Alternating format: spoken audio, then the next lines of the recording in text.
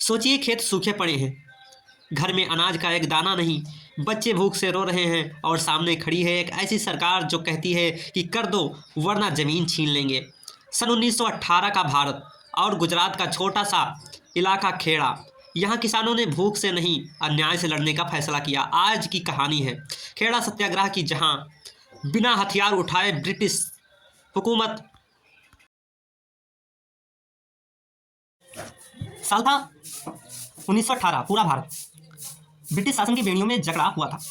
प्रथम विश्व युद्ध चल रहा था और अंग्रेजों को पैसे चाहिए थे और अंग्रेज बहुत सारा पैसा, इसका बोझ डाला गया भारतीय किसानों पर। गुजरात का खेड़ा, जहां वो साल भयानक काल पड़ा, फसलें 25% से भी कम हुई, खेत सूख चुके थे और गांव-गांव में हैजा और प्लेग फैल चुका था। लेकिन अंग्रेज सरकार को इन सब से कोई फर्क नहीं पड़ा। उल्टा सन 1917 से 1918 में लगान 23% बढ़ा दिया गया। खेड़ा के कुनबी और पाटीदार किसान भूख, बीमारी और कर्ज के बोझ तले दब चुके थे।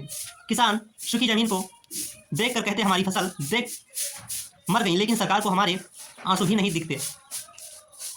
आलू उगाना, प्याज ना, अनाज कई किसान अपने बर्तन, अपने यहाँ तक घर का सामान बेचकर लगान भरने की कोशिश कर रहे थे। लेकिन अंग्रेज अफसर का जवाब एक ही था, पूरा लगान दो वरना जमीन जब्त होगी। जब ये खबर महात्मा गांधी तक पहुंची तो चुप नहीं बैठे। अप्रैल 1918 में गांधी जी ने खेड़ा पहुंचे। उन्होंने गांव-गांव घूमकर किसानों से कहा, ये लड़ाई सिर्फ फसल की नहीं, ये लड़ाई इंसाफ की है। यहीं से इंसाफ की खेड़ा के इतिहास में इसी में एक और व्यक्ति आगे आया, सरदार वल्लभ भाई पटेल जी।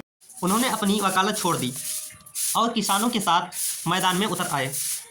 पटेल जी हर गांव में कहते, ये ज़मीन हमारी है,